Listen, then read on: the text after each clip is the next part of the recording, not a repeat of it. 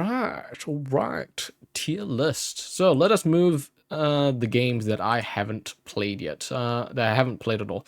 So that is Pokemon Colosseum, Pokemon Gale of Darkness, Pokemon Legends.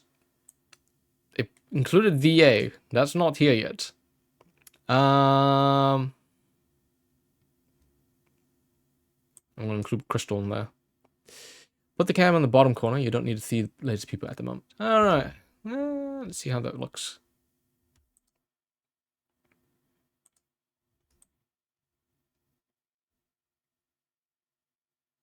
Yeah, that's actually better. How do they look on stream? Yeah, it's not too bad. All right, we'll do that.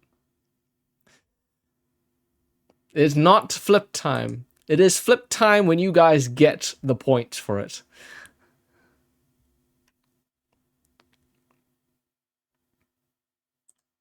All right, let us move this one, this one. I haven't played Fire Red at all. Have I played Platinum? Not even 1/10, but make it a goal. I mean, look, I'm gonna be playing Legends EA like at like.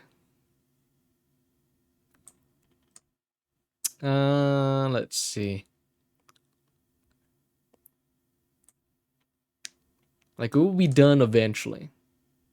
Okay, I want all of these. Nah, I won't all of these. It'll just be like that. Yeah. Trying to remember. I think I have played Platinum. No, I have played Platinum, yeah. It was on emulator. VA releases in October. So yeah, very soon. Very soon. But yeah.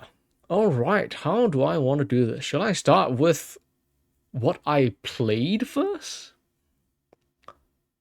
I think we go with what I played first. Yeah. So the first game I played was Pokemon Blue. It was the first in order of playing, yeah.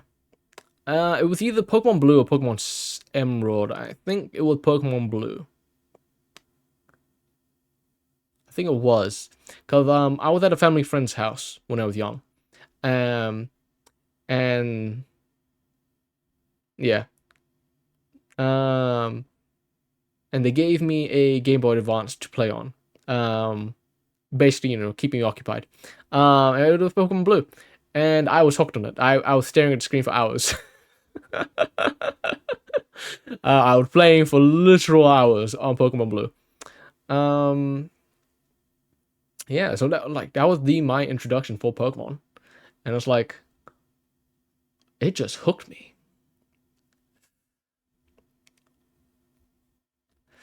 First you played it was Diamond Pearl. Yeah. I'm trying to remember how old was I? Cause like I'm trying to remember. It's like, did I play the games first, or did I get into the TV show first, or did I get into the card games first? I think it was like all around the same time, to be honest. Now I'm playing Pokemon for hours, but for money. I wish I was playing it for money. I haven't been paid out yet. Yeah. Honestly, I think it was all around the same time. It was during primary. Because, you know, the whole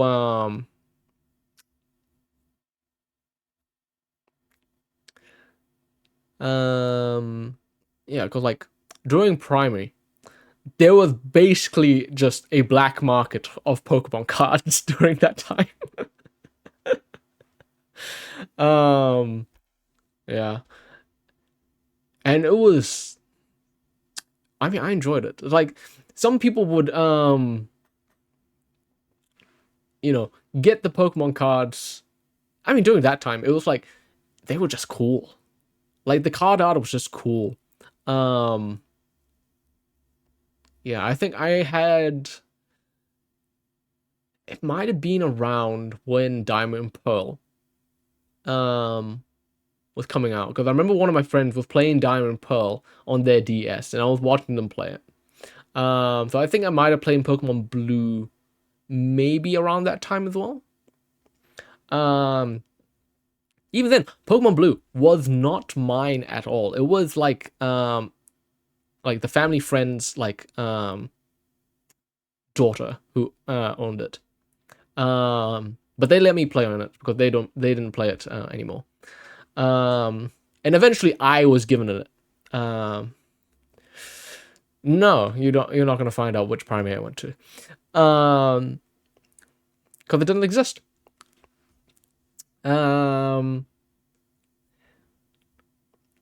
Yeah. Eventually, I was given a Pokemon. What is it? Pokemon Blue and Pokemon Sapphire.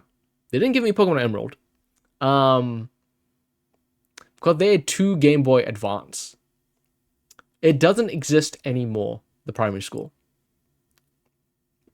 Yeah. Yeah. On one of them, I played Pokemon Blue. The other one, I played Pokemon Emerald. They let me play both of their Game Boy Advance. I did complete Pokemon Emerald. We'll get to there eventually. But first, Pokemon Blue. Let's see. My first starter. Yeah, they had 2. There was 2. They had 2 daughters. They were a lot older than me. But I don't think they played their Game Boy Advance anymore. Yeah.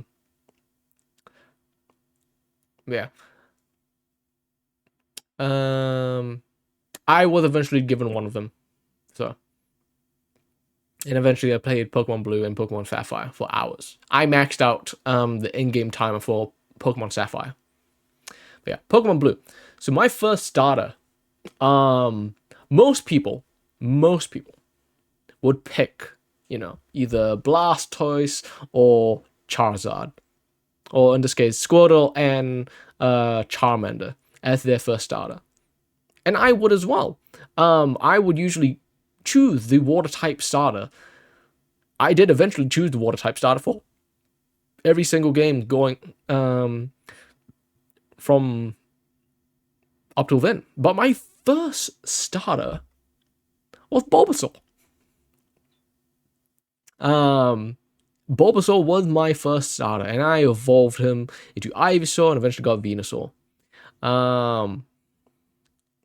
Yeah. At that point in time, I don't think I knew how to save because I kept playing Pokemon Blue over and over because I didn't realize I could save the game. So I tried to get as far as possible into the game, and eventually I did learn about the save function. And then I could go on and just beat the game. I don't remember the whole team. I like the amount of times I restarted it. Restarted Pokemon Blue. I eventually just played through the game with each different starter. So I first run was with Bulbasaur into Ivysaur. I don't think I ever got it to Venusaur. And then I played it through Squirtle and then Charmander. And I think I did eventually evolve them up to Blastoise and Charizard. But from there, I don't actually remember what my team was. I think I had one of the fossils. Maybe. I don't remember. Like, I think I definitely had a Pidgeot. Or Pidgey. But yeah, it's like, it's been so long. I playing Pokemon Blue. It's like, just exploring this world, seeing all the Pokemon in it, catching them, reading the Pokédex entry, and then with all the card games and the TV shows, like, man, this world, it's so fun. Because as a kid, I loved animals. I loved dinosaurs. Pokéducks, yes. Uh, I can't speak. But yeah. So yeah, Pokemon like hit this itch for me where it's like where I'm learning about these creatures that have like some resemblance to animals, but they had these powers and they evolved and they got cooler.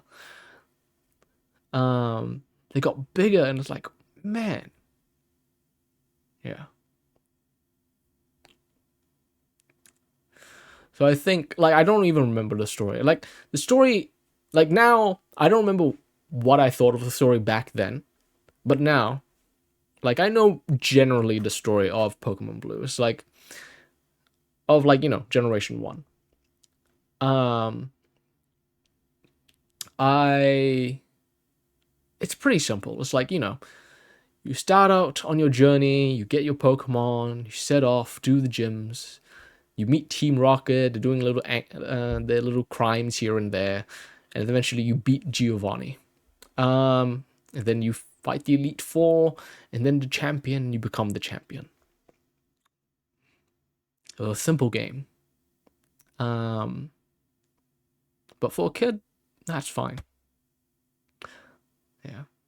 So I think, yeah, as the first game, I don't think it's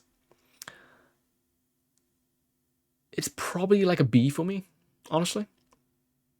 Like it's not bad. It's not bad. It's like, it's the first Pokemon game. I wouldn't say it's A. Nostalgia alone for Sapphire doesn't get it up for me there. It also didn't have any color. Because when we get to Sapphire and Emerald, we'll get there. So yeah, that's where Pokemon Blue is. The music is perfect. When the mood changed, the music changed. I'm not controlling the music at all. You see my hands are up here. I'm not doing anything. All right. So, next. It is technically Pokemon Emerald before Pokemon Sapphire. Because I played Pokemon Blue and Pokemon Emerald around the same time. I would usually play Pokemon Emerald whenever my family and the family friends would go off on like a day trip, and I would be playing like on the other Game Boy Advance with Pokemon Emerald. That was great. There was color. There was new creatures to find, new Pokemon to explore, new region. Hoenn. Like Kanto. It was my introduction. But Hoenn was an island. But most of the routes, half the routes, there's water. You could go under the water. You could new gym leaders to meet new people. It was just two teams. There was Team Arco and Team Magma. In Emerald, you had both teams in the game, and they were both trying to get Groudon and Kyogre. But you were trying to stop them. Both Groudon and Kyogre eventually met and they were fighting. So you had to go to I forgot what it was called. Not Spear Pillar. I forgot what it was called. But you go to the tower where Rayquaza is, and you go to Rayquaza and like you try to get his help. And you get his help, and you get it was like the first video game cutscene I've ever seen, and it's Pokemon Emerald. And the scene's like Kyogre and Groudon fighting in Sutopolis. And then there's like Rayquaza flying through the clouds. Clouds are dark and stormy, lightning is crashing, rain's pouring.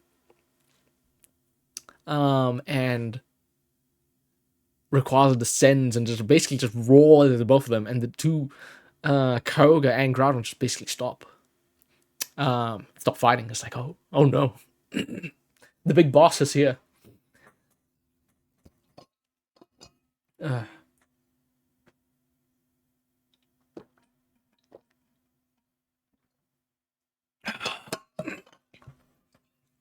oh, I should change the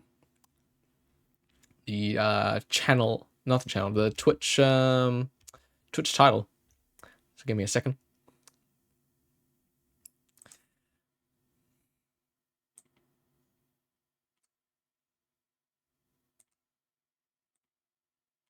Uh,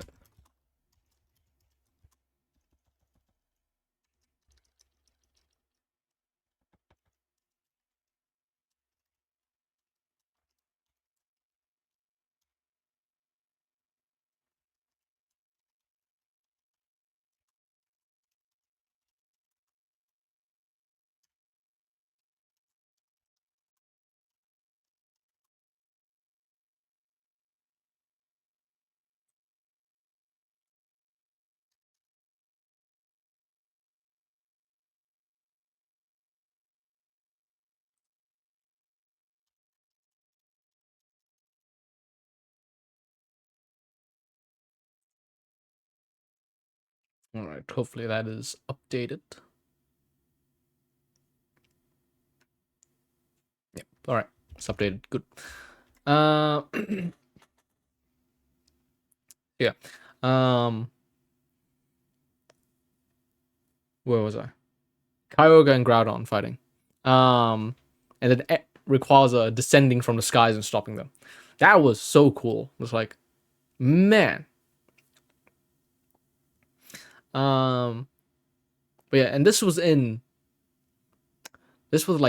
the Game Boy Advance. This is color. Pokemon Blue was just just black and white pixels. But with Emerald and Sapphire, and then going over all that, there's color in this. Everything has more detail compared to to Pokemon Blue. Um, and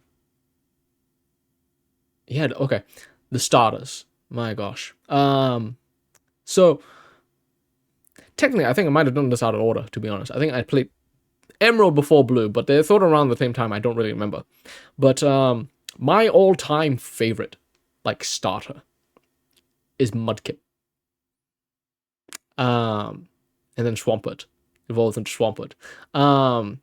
Cause that is my first starter that I remember using and continue to use in Emerald, in Sapphire, in Omega Ruby, and Alpha Sapphire. I use Swampert the whole time. Um, God, I just love it. It is it's Mudkip. Um, it looks adorable, and then it turns into Marshtomp, which is a little derpy. And then Swampert is just cool. Um, it gets really big and it's just like strong, great move pool. So good, so good, really, so good. Just have me in the background. I'm just gonna rant about all the games. Yeah. Yeah. Swampert was my favorite. I experienced like Zeptile and Blaziken through the anime. Like Zeptile, Ash had that, and then Blaziken, May had Blaziken. So I experienced those two, and they were cool. Like the Gen 3 starters are probably like they're just great. All three are great in terms of designs. Um, like the pre-evolutions, adorable. Like all of them are adorable. Like Torchic and Mudkip are adorable, and then you got like Trico, who like cool. Their meta evolutions, like meta evolutions, like when you're a teen, it's a little awkward. Marshtomp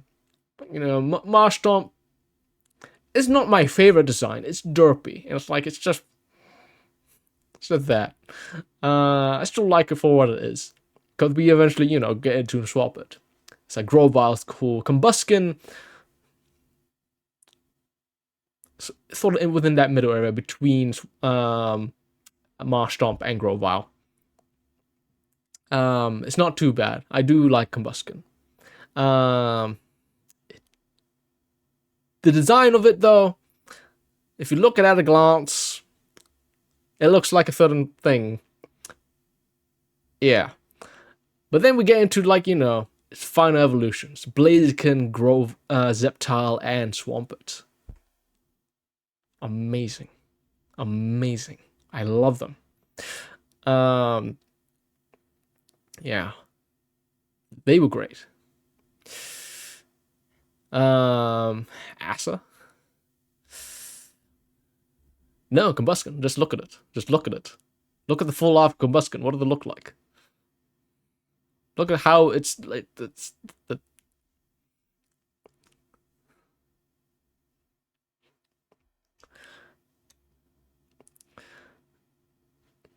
I won't say any more on Combusken's design, but anyway, yeah, the final evolutions, amazing. The legendaries we get in the games, Groudon and Kyogre, man, they were cool.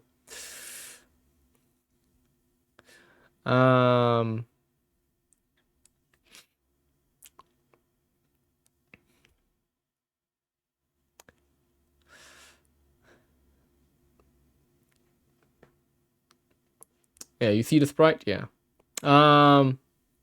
Anyway.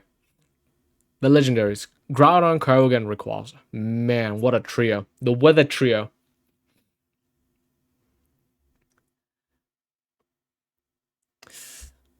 The Blaziken Tough?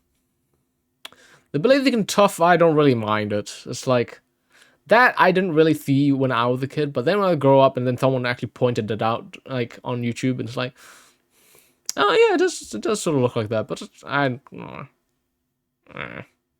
didn't mind it.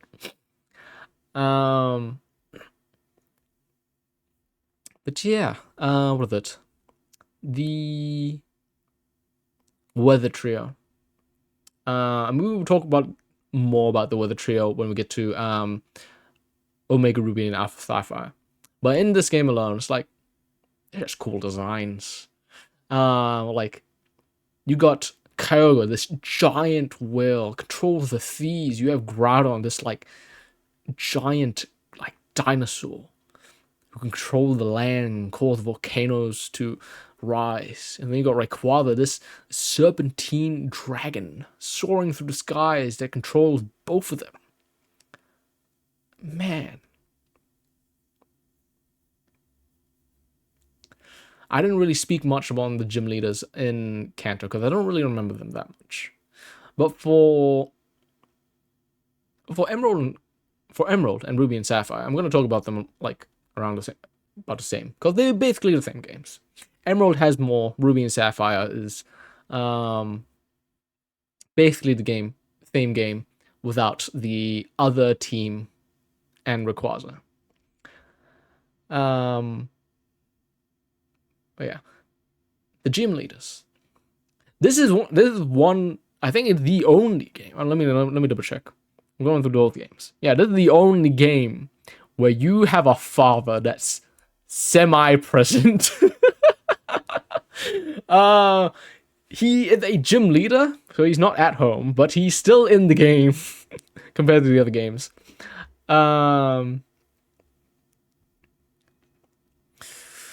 We're not talking about Whitney yet. We'll do that when we reach Heartgold, which we will put last. We'll get to there. But yeah, Norman, the normal type gym leader, of course, with his slacking. I'm trying to remember the team I had. In Gen 3, in Emerald and Ruby and Sapphire. Because I think I had a slacking in Pokemon Emerald, at least. Not in Sapphire. I had Swellow as my flying type. Who else did I have? Oh, Flygon. How could I not remember Flygon? Like the Gen 3 Pokemon. Bangers. Absolute bangers. Camerupt, Sharpedo, Tropius. It was just it didn't evolve or anything, but it just looks cool. It's just like this grass dinosaur looking with wings. There's Altaria as well. Morwile, I had an Aggron, Steel type. I remember at the end of the game, you get, once you beat all of them, you get a Beldum by Steven. And I remember having Metagross. Metagross was so cool. Like, you get this, like, this, I don't even know how to describe Beldum. It's like this metal thing with a single eye. And then when it evolves, it becomes closer to Metagross, but it's like, it becomes this, like, unit. And the Pokédex describes it as like two Beldums come together. Basically like Magnemite, into Magneton. But it gets smarter, it gets stronger. And then Metagross is basically when two Tangs come together, and forms Metagross and becomes this like supercomputer. And like that X design on its face, I don't know, it just looks so cool. And it's so strong, steel and psychic. But anyway, I had Armaldo as my fossil Pokemon on the team. I try to have a fossil Pokemon on the team because the fossil Pokemon, it's so cool. They hit the thing where I like dinosaurs. Yeah. Like the fossil Pokemon, it's like, oh man, ancient. I love ancient history. And the fossil Pokemon does that for me. Yeah, the gym leaders. So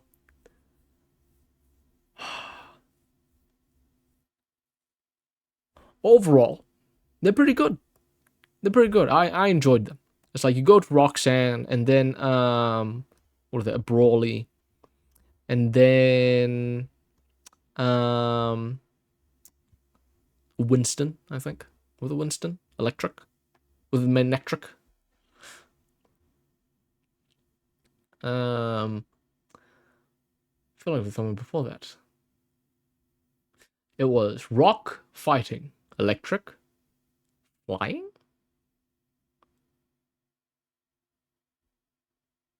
Normal is after that somewhere. Get Flying. Psychic, Flannery. Can't forget about Flannery. Fire type gym leader.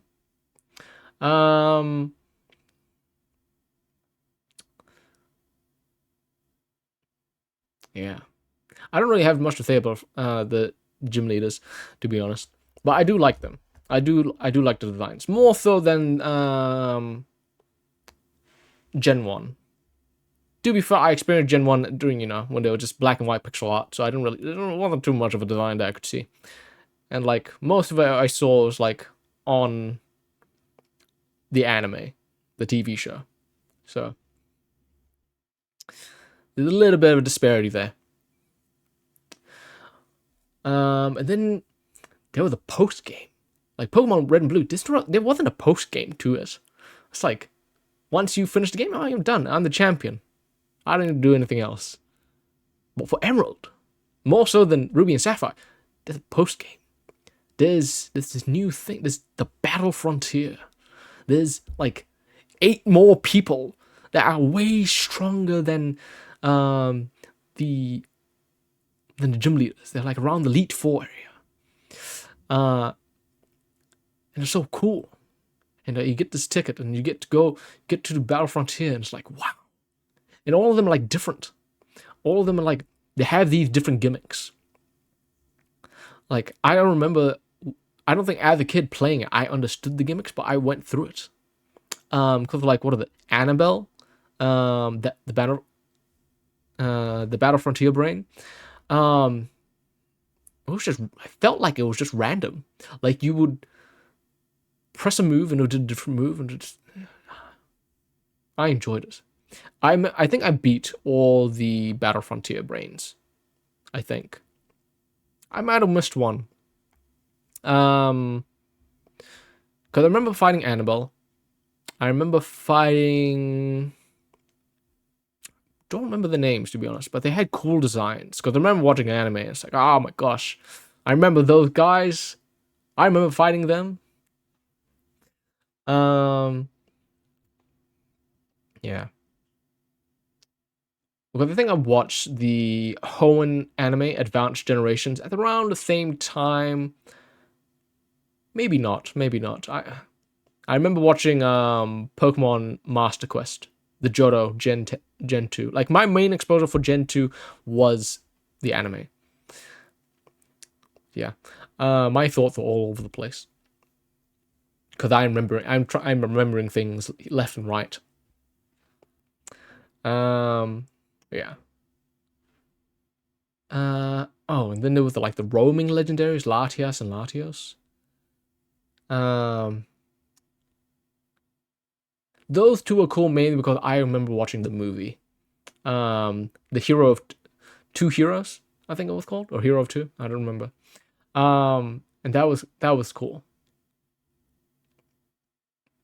I when playing Emerald and Ruby and Sapphire, I never experienced Deoxys and Jirachi, mainly because you couldn't get them unless you had a code that wasn't worldwide. It was like basically just Japan exclusive, to be honest. So we can talk about Deoxys when we get to Omega Ruby and Alpha Sapphire. Jirachi, my main exposure was just the movie. Um, yeah, it was cool. It was cool.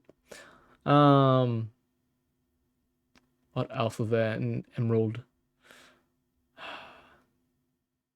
Yeah, the two having two teams. It's like I played Pokemon Blue and then playing Pokemon Emerald. It's like, whoa, it's two teams.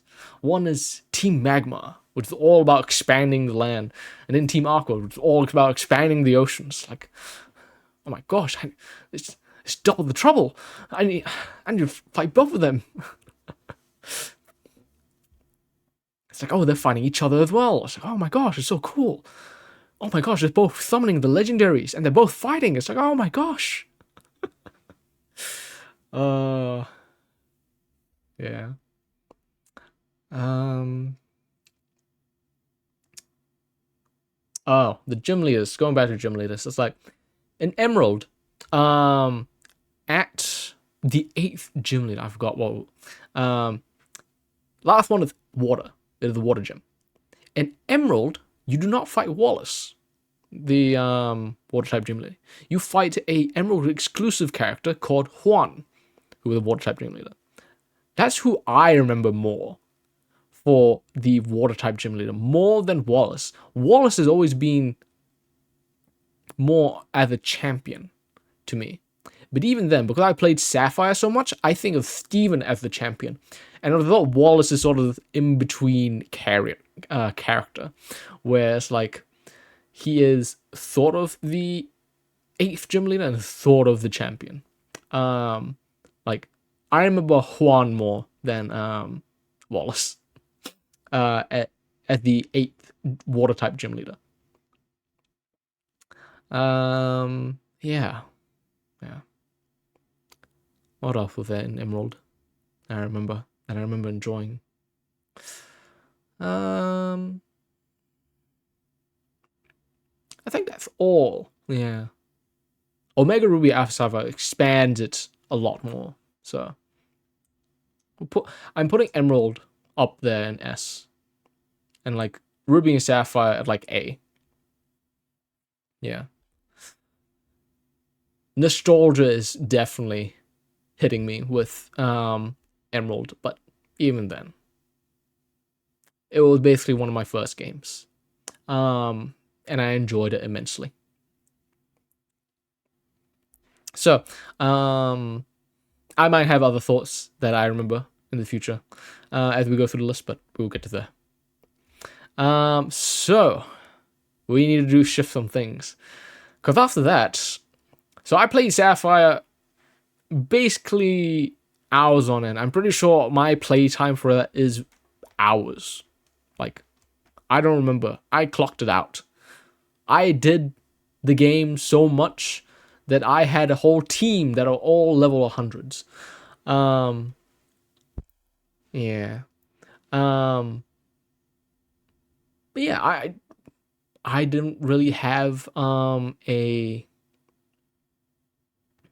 didn't have any like a console back when I was a kid. It was just, it was too expensive. My parents could never justify. I could never justify to my parents, and my parents couldn't justify getting a console for me, or like a DS. It just wasn't worth it.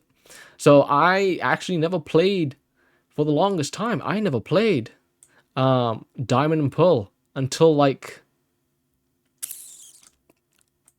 here, after Sun and Moon came out.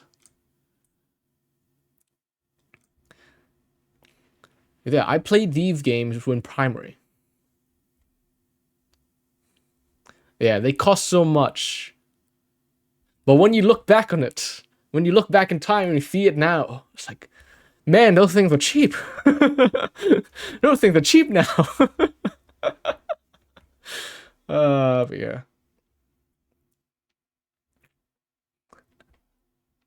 But yeah, for the longest time, I never played Gen 4, Gen 5 when they came out. I lived vicariously through either my friends playing them. In primary, that's when Gen 4 came out, so I watched my friend play it a little bit. But for the most part, I sort of went through the story of Gen 4 and Gen 5 through the anime. Yeah. And like, I love Gen 4. Like, oh my gosh, the story, it goes into like the origin. It goes into like these like deity Pokemon. You get Arceus, Giratina, Dialga, and Palkia. You get like Mesprit, Azelf, and Uxie, emotions. I'm getting ahead of myself, but like, yeah, the anime really exposed me to the story much more. Like Gen 5 is like, yeah, the anime wasn't that good. They reset Ash, and Pikachu got severely weakened. Most people don't like the anime for Black and White, but the games were amazing. Like, I remember watching like who was it? Munching Orange, playing Pokemon Black and White, Black and White, and Pokemon Black 2 and White 2, and the stories were amazing. One of the best stories. But yeah, because I didn't have a DS, I never played those games until much later. Until I started high school. For my birthday, I got a 3DS. For my birthday, and I got Pokemon Y. The first 3D games. It was a renaissance. Pokemon releasing worldwide at the same time.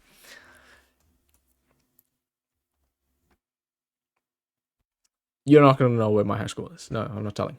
But yeah, for my birthday, I got Pokemon Y and a 3DS, and then we went on holiday. And I brought it along, and I was playing it throughout the whole holiday. It's like, oh my gosh, Pokemon X and Y. It's like, yeah, the story was short. It was simple. There wasn't that much. There was areas, or the geothermal plant where you couldn't go at all, but it was in 3D.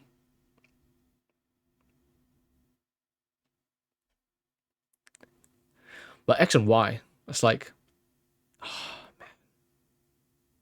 Like, I think there was a time when, that's right. So I used to watch the anime on TV, and the TV was like, it's delayed. It's not up to date on when the actual anime is coming out. They showed it later. So by the time I was playing X and Y, they were showing like black and white anime on TV. Until I discovered anime on my computer, it's like, oh wait, I can be up to date now. I don't need to wait on like the Monday, like the early morning TV shows. I don't need to wait anymore. But anyway, X and Y, man, 3D. As a teenager, man, that was amazing. Like Pokemon in 3D, it's like Black 2 and White 2 is like, oh my gosh, like There's so much animation. The design were great, and then they went 3D. It's like, wow. And there's like omnidirection movement. You're not bound to just going and just like up, down, left, right. You could go in circles. You had roller skates, which you can to go faster on. You can run. You can walk. You could ride go-goats and Rhyhorns in specific sections, but that was still cool. Your first console with a 3DS as well. Nice. Yeah, it's like, man, it was bright, it was colorful.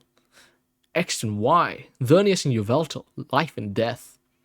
There wasn't much story at that point during that time for Zygarde. And there really isn't much story for Zygarde in the games. I'm hoping VA expands upon it more, because most of the story for Zygarde I got during the anime. Oh my gosh, the anime went hard. Pokemon X, Y, and Z, man, those were great. That was a great anime.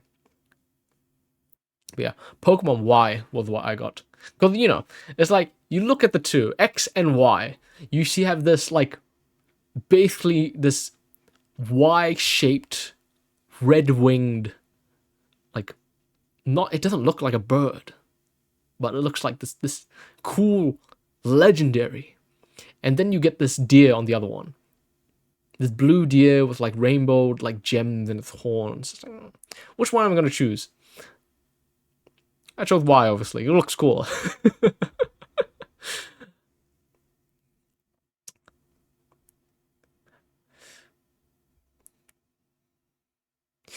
feel like Gen 7 could incorporate more aspects of Gen 6. I feel like it was kind of... We'll get to Gen 7, because I disagree wholeheartedly for that. Yeah. I chose Pokemon Y. And... the deer was very meta in VGC, but never won a World Championship. It never won a World Championship. I knew it was very competitively viable. Vernius was very viable in VGC. You had Geomancy, White Herb, Moonblast, the fairy type. They introduced a new type. They went 3D and they introduced a new type, fairy. It's like, oh my gosh, they added a new type. We haven't had a new type in years. Like, by the time I got into Pokemon, I knew that the Dark type and Steel type were a thing. I watched the anime at the same time, so I knew about, I knew about Steelix. I knew about, like, Houndoom and Honchkrow. I knew that the Dark type and Steel type exist. So when X and Y released, it's like, oh my gosh. A new type. Fairy. It's like fairy. A fairy type. Oh my gosh, I remember the leaks as well during that time. Oh my gosh, the Koro leaks. Japanese, like, magazine. And I remember online, it was crazy. You'd see, like, these leaks for the Mega Evolutions. There was Mega Evolutions. There was this gimmick that you would go beyond evolution. You could evolve your Pokemon, Mega Evolve them into these cooler, big, stronger Pokemon. Steel and Dark was Gen 2, yes. But by the time I got into playing Pokemon, I already knew Steel and Dark was a thing. I was watching Pokemon Johto on TV. So I already knew they existed. That was my baseline. Like, my baseline for getting Pokemon was like, there is 17 types.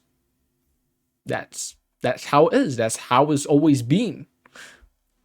I learned that Steel and Dark was introduced in Gen 2 a lot later. And So I was like, yeah, that's normal for me.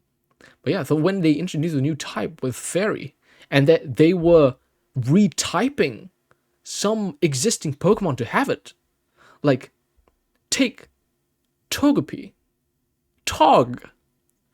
We played through Heartgold, but Tog was just normal flying. But now, in Gen 6, it was Fairy flying. And it was extremely strong now. Because Fairy is strong against Dark types and Dragons. Of course it makes sense. Of course it makes sense. Like, Fairy Tales. In Fairy Tales, the dragon gets defeated. The dragon is the big enemy. And they always get defeated in the end in Fairy Tales. So it's like, yeah, that makes sense. Like, oh my gosh, there's this new type that is effective, super effective against dragons. Rather than having just to rely on ice now, we have another type we can rely on. Fairy. And it's like, yeah, we got Togepi, Togetic, and Togekiss as fairy types now. We had Azumarill as the water fairy type. We had Gardevoir and the whole Ralts and Curlier, they were fairy. You could use the faster dragon, but that is true as well.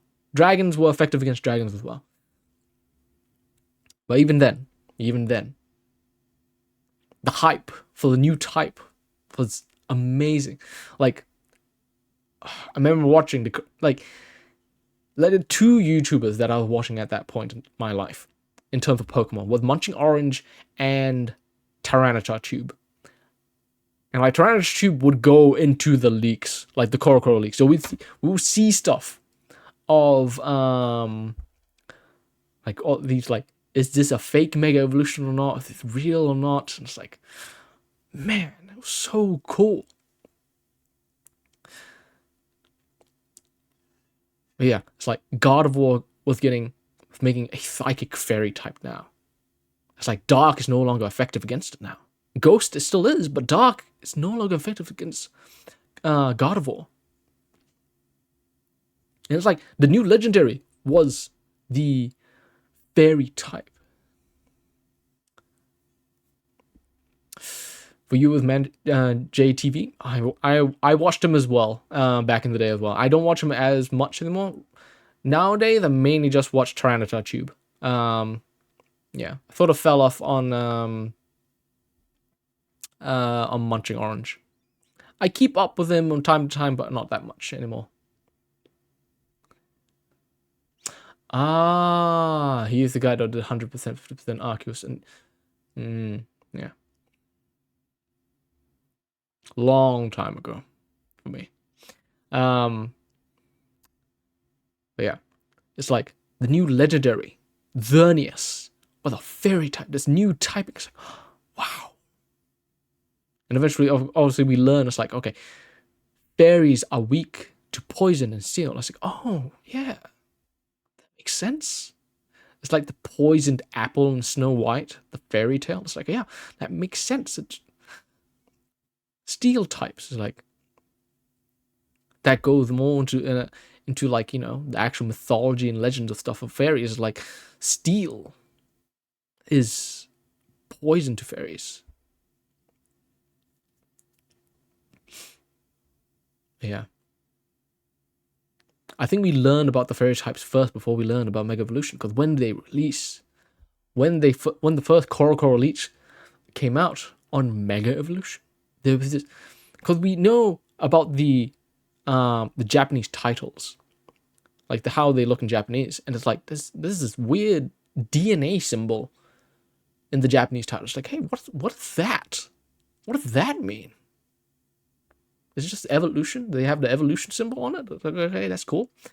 But then to remove, it's like, no, that's the Mega Evolution symbol. It's like, what's Mega Evolution? And you see like the first few like Mega Evolutions that come out. It's like Mega Lucario. Oh my gosh, Mega Lucario. It's like, what? Lucario was already cool, and you made him cooler, and he's stronger. Man, It's like this Mega Kangaskhan, this Mega God of War, Mega Gyarados. It's like, what? That's so cool. It's amazing.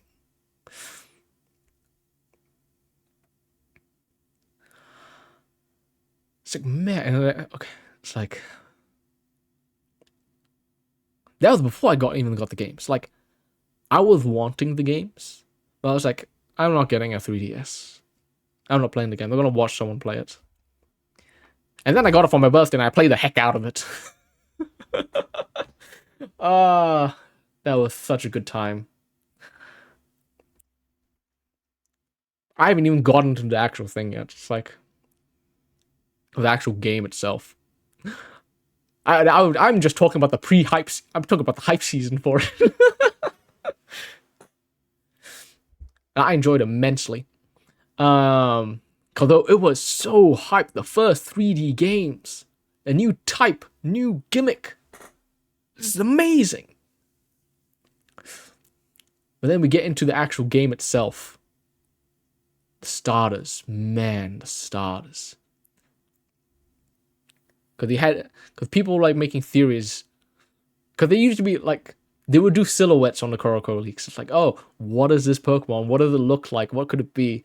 And like, what evolutions could it be as well? Yeah, the starters we get was Chespin, Fennekin, and Froakie. It's like, out of the three, because it got leaked what the final evolutions were. And it's like, Greninja. It's a water frog ninja. Oh my gosh, it looks so cool. Yeah, its long tongue is wrapped around its neck like a scarf. But damn, does it look cool.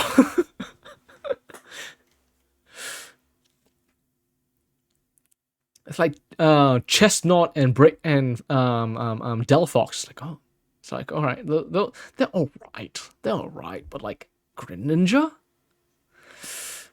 The tongue was weird when you realize it with the tongue. Yes, it was so cool.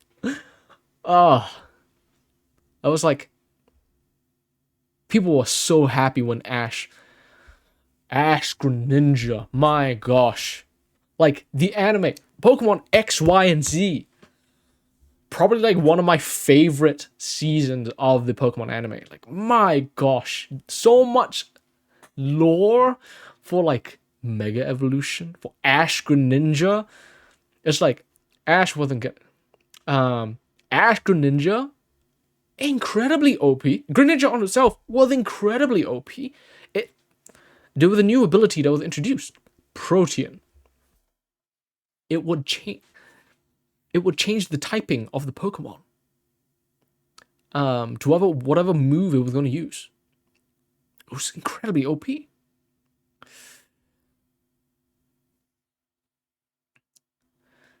Did you ever redeem the Pole Redeem? I think you did. You wanted to ban Nightbot. But yeah, it's like Ash in the anime wasn't getting Mega Evolution. It's like, no. He's the main character. A Mega Evolution on its own wasn't good enough.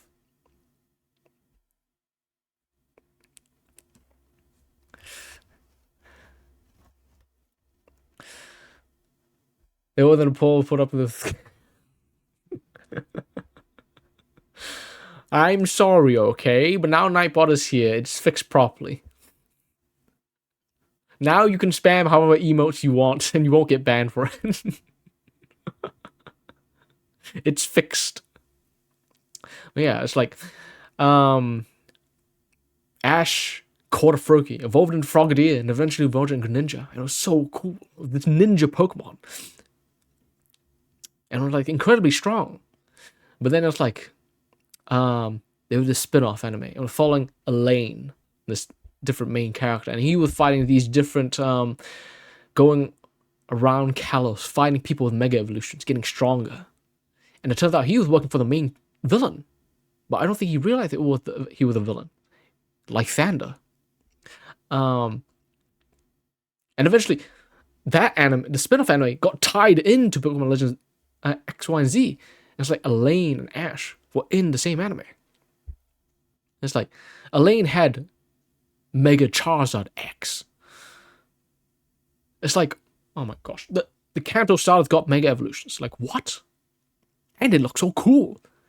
And Charizard got 2 of them. It's like Charizard Y. It's like, oh, okay, it's your. It looks like a natural evolution of what Charizard would evolve into. But then they introduced Pokemon Charizard X, Mega Charizard X. It's like, whoa, it's black and blue. That looks so cool. Its tail flames blue. My gosh, this is amazing. It looks so awesome.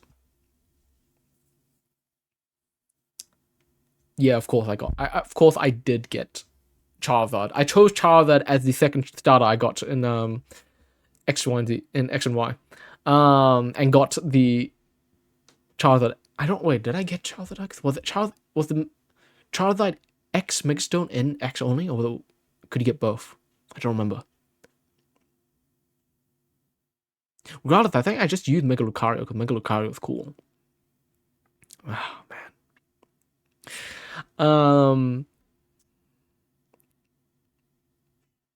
But yeah, let me going back to like Pokemon X, Y, and Z. Ash had a Greninja, but he wasn't getting any of the Mega Evolutions. Like all the Mega Evolutions were sort of associated with a gym leader or one of his rivals already, so he never got one. Instead, they introduced, it's like, there is a special form of Greninja. They have this bond within the trainer. And I was like, what? It's like Ash Greninja. It wasn't called Ash Greninja, but it was like we saw the form of it. It's like, is that a Mega Evolution of Greninja? It's like, that doesn't exist in the games. What? And eventually through the course of the anime, it's like he unlocks Ash Greninja, but it's like it's surrounded by water. And you couldn't see the form exactly. But it's still incredibly strong. It could go up against Mega Evolutions. It had a fighting chance because Mega Evolutions on its own are a lot stronger than just regular Pokemon. But yeah, it's like, eventually he unlocked it and it was so cool. It was so cool. Ash finally got Ash Greninja. He unlocks his full potential. The water started pooling to its back and forming this giant shuriken. And it's like, oh my gosh. And then he throws it. Oh my gosh. It's amazing. But going back to the games finally, to Pokemon Y. The Pokemon in the region. So in terms of the team, I had Greninja, obviously. Ash turned Greninja. No, it was Greninja turned into Ash, but not a human. Not exactly. It's like Greninja, but you thought it had like Ash's iconic like hair kinda on it, like on its side. It was cool, alright. It was cool. But yeah. So Greninja was my starter. Talonflame. Oh my gosh, Talonflame, fire flying starter type. Starting bird. It's like, what? And it's incredibly strong and fast. What? Amazing. And then in terms of like the other Pokemon, it's like the fossil Pokemon. It's like we finally get a T-Rex fossil Pokemon. Finally, Tyrantrum. My gosh, Rock Dragon. Amazing. Yes, it was Greninja with the power of friendship. But the power of friendship wasn't enough. The riders were stronger. I'm still sad about when Ash Greninja lost to Elaine in the tournament.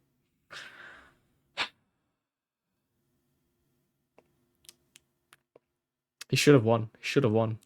Ash should have won. He should have been the Kalos champion. He should have. He was robbed. He was absolutely robbed. Damn it.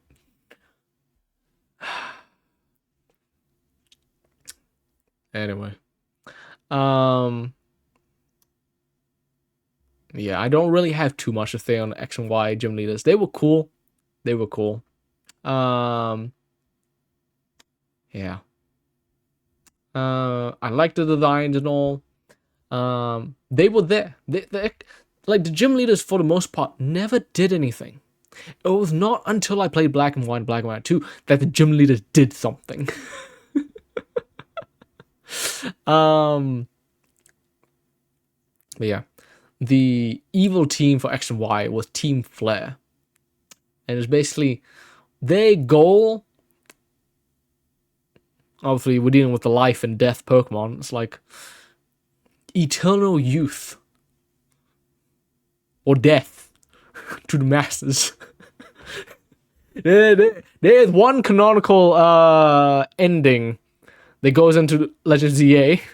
I believe it was the life one. But yeah, Team Flare, they were cool. I was like, oh my gosh, it's like their theme, probably one of my favorite themes, in terms of like for villains, for all the team villains in Pokemon, like.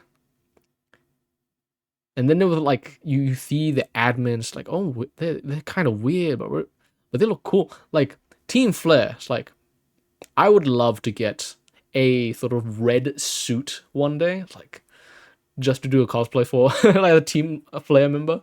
That would be so cool. But their leader, Lysander, it's like his whole like get up. It was a black suit, but his face was like his hair color was basically just red or like orangey red. But it looks like a mane. And his one of his Pokemon was Pyro, but his main was Mega Gyarados. But man, if I had to say anything about Team Flare, it is his theme, Lysander's theme. It was so epic. So epic. Like the final battle you have with him, it's like you just hear it begin. You hear the guitar. I remember what the Nate Wants to Battle did a rendition of it. Oh my gosh, it was so good. I remember it's like back in high school. It's like when I joined the call, it's like they would hear silence from me, and then they started hear, and then I would play the Lysander theme. It's basically my entrance theme. It's like, like if I were the pro wrestler, that would be my theme, like Lysander theme. But it's legitimately one of my favorite themes. So good. What else is there? What else is there? Oh yeah, you learned that there was a Pokemon War. You learned there was a Pokemon War in X and Y. If I were to become a wrestler, I would use the Lysander theme as my entrance. I wouldn't become a wrestler. I don't want to become a wrestler. But yeah, you learn the story of X and Y is like you learn there was a war between Kalos and a different country. Nope. Not FON. It's never happening. But yeah, Kalos and another region were having a war. It's like, what? But the king of Kalos created a weapon, this ultimate weapon. It's like, what? And he fired it. He used the power of a legendary Pokemon. But he didn't. No, he didn't use the power of a legendary Pokemon. He used the souls of Pokemon to power it. Because Pokemon have a thing inside them called infinity energy. It's like, what? And because when you go to Geothenge town, like before you get to there, you just see a bunch of like monoliths, these stone monoliths just scattered about. It's like, what is this place? They're basically gravestones. They're basically gravestones, mass gravestones for like all for a bunch of Pokemon. Because to power the ultimate weapon, you need infinity energy. And that's what the old king of Kalos did.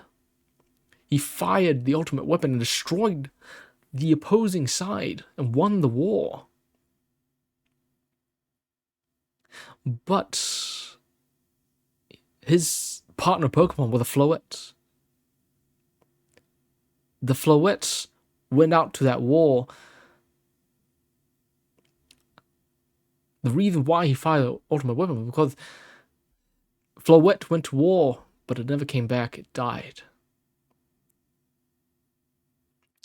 And because of that, he fired the ultimate weapon. It's like the war needs to end, and he fired it. And he wiped out the opposing side. And we learn that the king survived because he was so close to the ultimate weapon, because he fired it. He became exposed to all the infinity energy, and it made him live for so long. And he's been wandering. Yes, the tall man, the tallest NPC. Because for the most part, when you go through X and Y, it's like you go from the sprites in the old games, and it's like for the most part, everyone's the same size. And then you go to X and Y, it's like, okay, they're in 3D, but for the most part, everyone's sort of the same size. Like, sure, you have some people who are shorter, who are, like, younger, but for the most part, all the adults are the same size. But then you see this man. You see this man who is tall. It's like, what the heck? And he's ragged. He has white, gray hair flowing down. He has like a knee brace. He has a backpack. These like ragged clothes. Like, and you learn this man is called AZ. His name's AZ. And he was the king that fired the ultimate weapon. And Lysander captures him, and he learns how to activate the ultimate weapon. Because it turns out the ultimate weapon still existed. It was never destroyed. It was under Geothenge Town the whole time. But in order to power it, he needed to get either Yveltal or Xerneas to power it. And that's what the final battle is about, to stop him from activating it.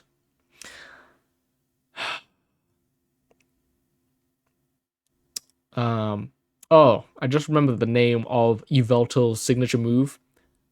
Xerneas is one, the life Pokemon. Geomancy. It's just a status buff move. But Oblivion Wing is basically another life-stealing move, like Giga Drain.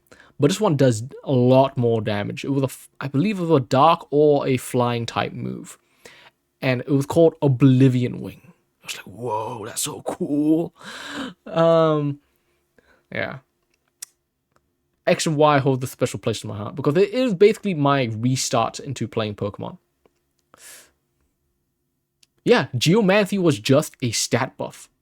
But it was extremely good stat buff. But it required you to charge it. It was a 2-turn. I believe Geomancy was a 2-turn. It was either 2-turn or 1-turn. Because in competitive, you would have Xerneas with the White Herb, which I believe causes a... You're right. Sorry. It was the stat buff. The stat buff. Because in competitive, you're trying to win as fast as possible. You want to get stronger as fast as possible. So with Xerneas, with Geomancy, give it the White Herb item. So when you use Geomancy, which is 2 turns, White Herb would cause it to be a 1-turn move. So you would get the stat buff instantly on that turn. And then you would Moonblast, or Dazzling Gleam, or Horn Leech, and you would just beat the other team. Because, Fairy type is extremely strong. At the time, it was new. Yeah. Oh, and the legendaries during that point, you never could get them. You can only get them through codes, which you have to go to the game store to get. Volcanion, Diancie, and Hoopa. And all three of them, I learned basically through the movies that came out. The Volcanion Diancie movie and then the Hoopa movie. The Hoopa movie was great because it's just a movie where Hoopa just summons a bunch of legendaries to fight each other, and it's amazing. That was a cool movie. Volcanion and Diancie, yeah, they're right, they're cool. Volcanion was the first like water fire type, so that was cool. Diancie is like this mutated not evolution but form of Carbink. So Carbink is sort of like this rock type Pokemon with like gems sticking out of it, which was blue. But then you get Diancie, which was basically the queen or the princess of the Carbinks. And it looks more feminine. It has like an actual body, but it was instead of like blue gems coming out, it was pink, which would eventually get a Mega Evolution, which looks more regal. It has like this long flowing dress made out of crystal. Um, but yeah, I believe that was somewhere around. It was either X and Y or Omega Ruby Alpha Sapphire. I don't remember. But regardless, um, I think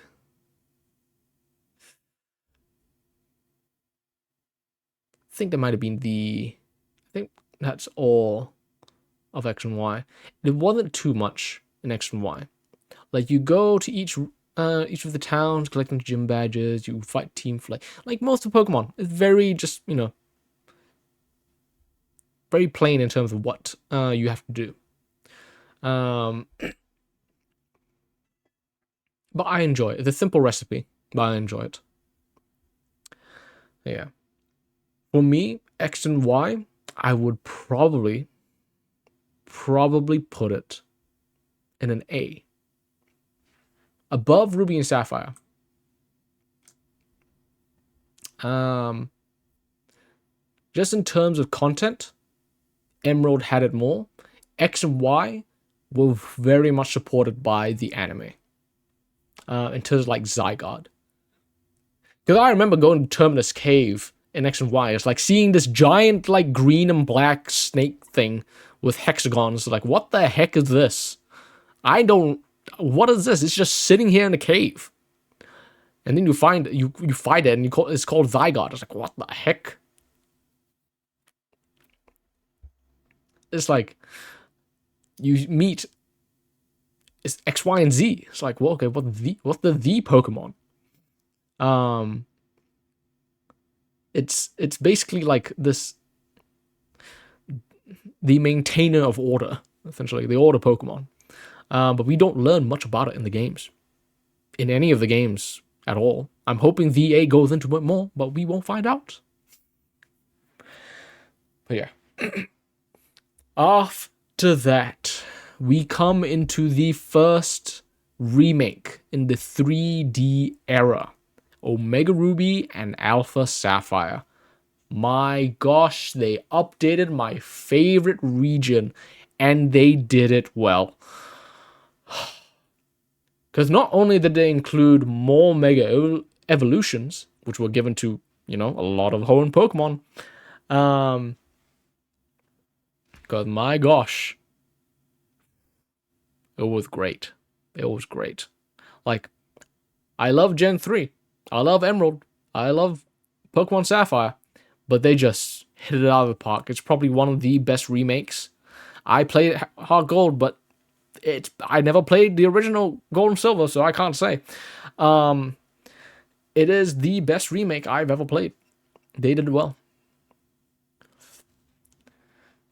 Oraz was hype, and it lived up to the hype. Was I sad about they never not including the Battle Frontier? Yes, but I'm fine with it.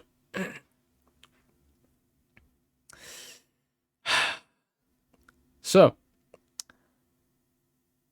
with Mega Evolution being a thing in Hoenn, so Mewtwo got a Mega Evolution in X and Y. Why not give it to, Rayquaza, Kyogre, and Groudon? It's like, well, let's expand the story a little bit. It's like, yeah, Groudon created the lands and Kyogre created the oceans, but how did they really do it? Well, they had this thing called primal reversion. It was basically Mega Evolution, but it was for these two legendaries, and they looked amazing. I'm saying amazing so much times, but it was true. I had both Alpha Sapphire and Omega Ruby. Omega Ruby was gifted to me for my birthday. I got Alpha Sapphire for myself. But man, were they great. Like, both Kyogre and Groudon Primal have never looked better. And their shinies, they went black. Black shinies are so good. They're the best shinies that exist out there. Because with them, like, you can see it on this little image here, but like, the color scheme goes black, and you can see the energy coursing through these parts, and it looks so good. It looks so good. Because in the old Ruby and Sapphire, they didn't use the right orb for each of the Pokemon. The reason why they went on a rampage is because they used the blue orb on Groudon and the red orb on Kyogre, rather than using, the red orb for Groudon, the blue orb for Kyogre. In this instance, they do it the right way, but it results in them Mega Primal reverting into these beasts, these force of nature. And they were cool. They were amazing. And for the most part, it's like, yeah, Hoenn was made in 3D. Mega Evolutions were given to Latias and Latias, and you could ride them. You could fly through the whole Hoenn region. It was so fun. You could go fly around the whole Hoenn region and see the cities and towns in it. It's the best. It's the best remake. I don't think they'll ever do another one that's better. But it's like, there was the Mega Ruby and Alpha Sapphire. It's like, oh, were they gonna make a third one, perhaps? A third remake, maybe of Emerald? They didn't. Why? Because there was a post-game. It's like, yeah, we removed the Battle Frontier, but hey, we want to give you more story on Rayquaza. Because Rayquaza got a Mega Evolution, and it looks dope as well. But it doesn't need a Mega Stone to Mega Evolve. It can just do it by learning its new move called Dragon Ascent. Why is it called Dragon Ascent? Why is it doing that? Well, in the post-game, you don't have the Battle Frontier, but you get this epilogue called the Delta episode. And through that, you are introduced to a new character called Zinnia, who is part of the Draconoids, who live in Hoenn. These, basically dragon tamer people. We saw them a little bit in Heartgold. They're sort of similar to those people, where they sort of, they revere the dragon types and all that. But these people, they have the tale. They learn of the tale of, Rayquaza and Groudon and Kyogre. It's like when Primal Groudon and Kyogre went on a rampage during Hoenn in the olden times, Rayquaza was also there to stop it. But it wasn't strong enough. It only got strong enough when it ate meteors that fell from the sky. And Mega Evolved. Only when it Mega Evolved could it defeat the two legendary Pokemon.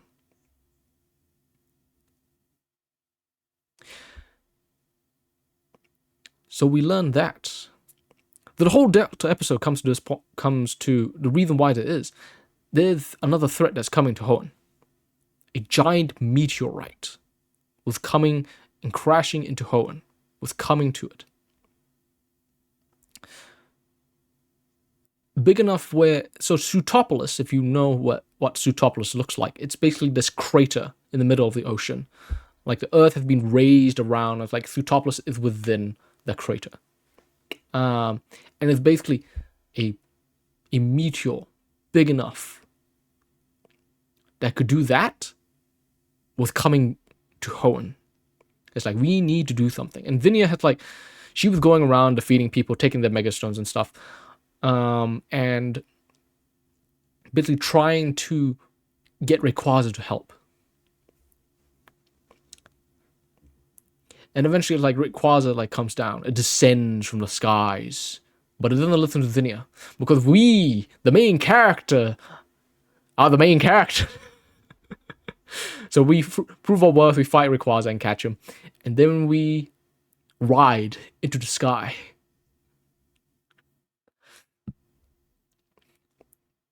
And we destroy the meteorite. Because there was a little bit before we destroy the meteorite. Like, there was some things like, this meteorite is heading straight for Hoenn. It's not deviating at all.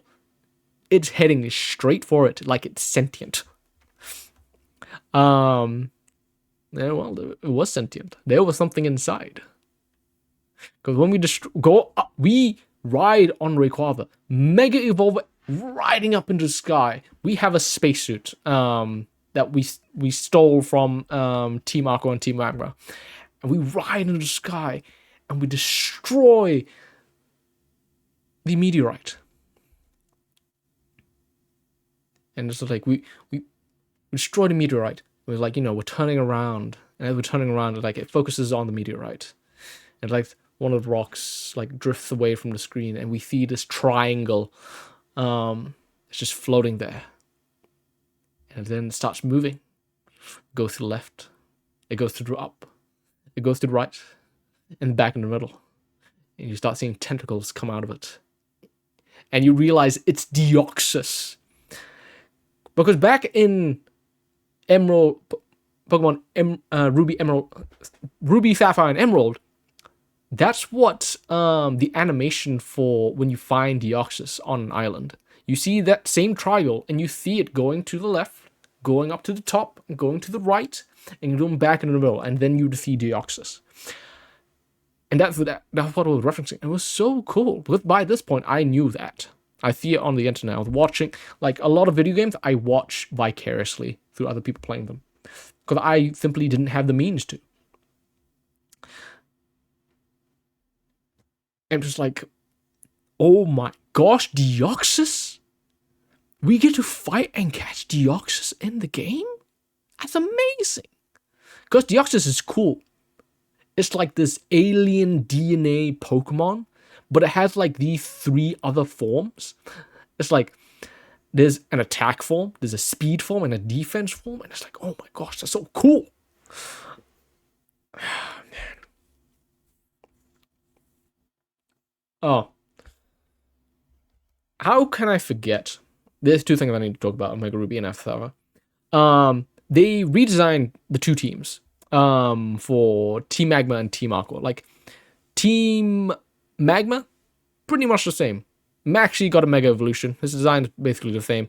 Courtney got an actual design, which is good. The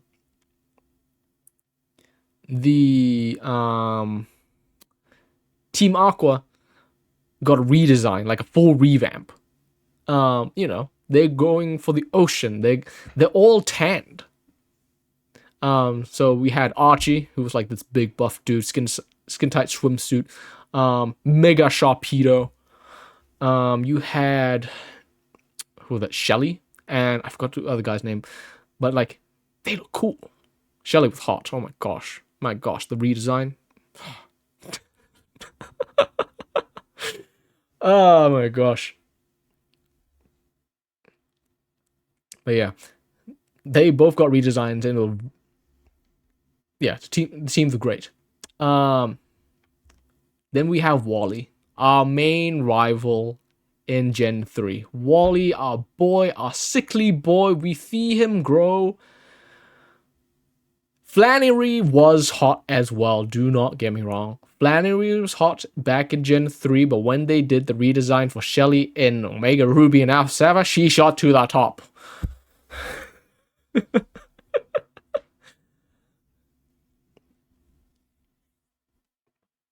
But yeah.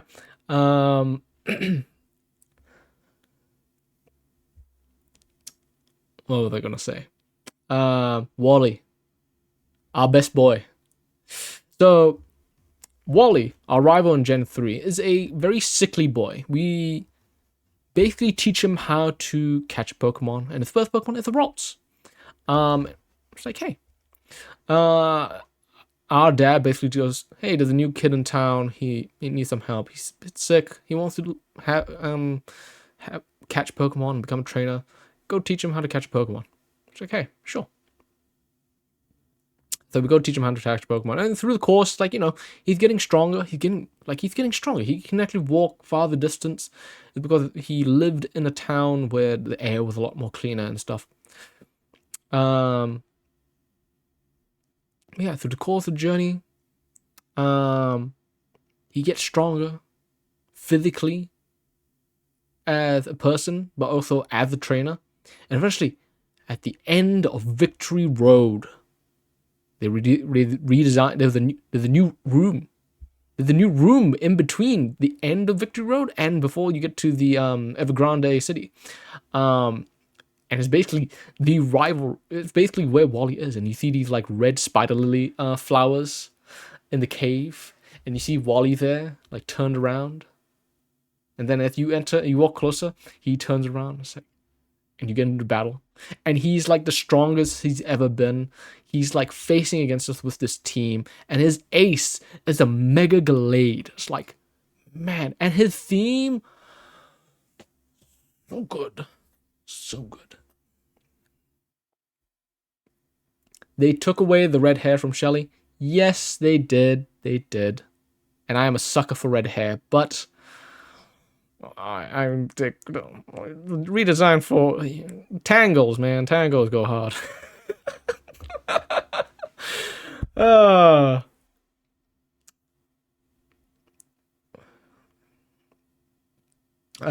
Man.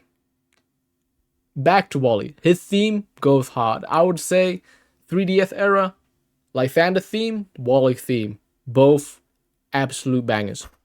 That's where it are. Was there anything else? Was there anything else in that? I don't think there is. I'm trying to remember if there was anything else in Mega Ruby. There was. Oh, I forgot the post game above X and Y. The Looker and Emma. So there's the Looker is part of the international police, and he's basically like chasing down Zerosic, one of the admins of Team Flare. He also has this assistant called Emma. And through the course of this area, you learn about this mysterious person wearing this suit. I forgot what they were called. But we eventually learn it was Emma. And Looker, for the most part, is like, in the games, you don't really know him that well. I think he shows up in Sinnoh in Gen 4, but I haven't played that yet. So my exposure to him was through the anime. It's like, oh, cool, he's in X and Y. Amazing. That's cool. But yeah, at the end of that, Emma becomes the new detective of the agency, and Looker goes off. Looker's next point, well, then Mega Ruby. In the post-game, we go to where we think the Battle Frontier is, but they sort of show us, it's like, oh, the Battle Frontier has been confirmed for development. And there's like this little model of the island. So like, damn it. How dare you. And there's just the Battle Machine that's there. But anyway, we meet Looker on the island. But he has like this, he's like amnesia. It's like, oh, who are you? Who am I? I remember I'm Looker, international police. But he has no memories of like Emma or anything else. It's like, And he basically, yeah, he's on the Battle Mason Island. Yeah.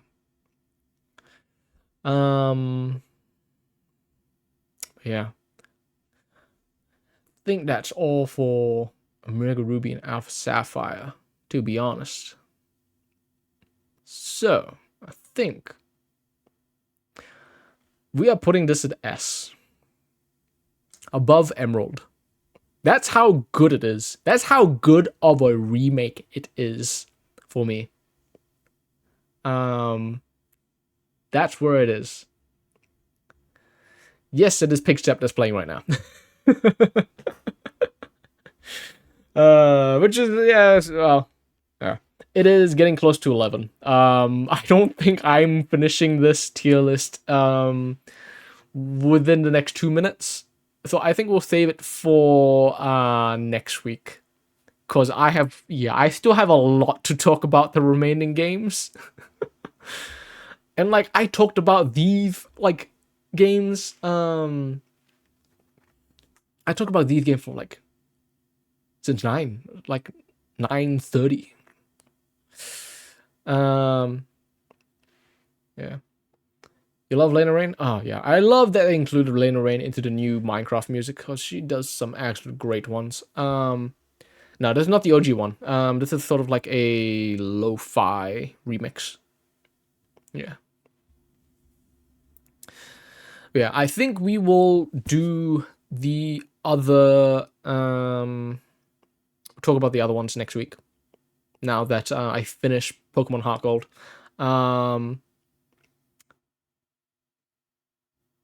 Oh, she did Celeste. She did the music for Celeste. I think I remember hearing about that. Yeah. Don't remember much of the game though. I haven't played it. But yeah, we will continue my my thoughts on all the Pokemon games next week. Probably on Thursday. The next stream will be on Tuesday. We will continue on with Honkai Star Rail, continuing the story. And yeah, we'll continue this on Thursday with the tier list. Yeah. All right. Let us keep going. No, I'm not. I'm not gonna keep going, so you can farm channel points. You can do that when I stream. I'm ending the stream now. Okay, calm down. Gosh.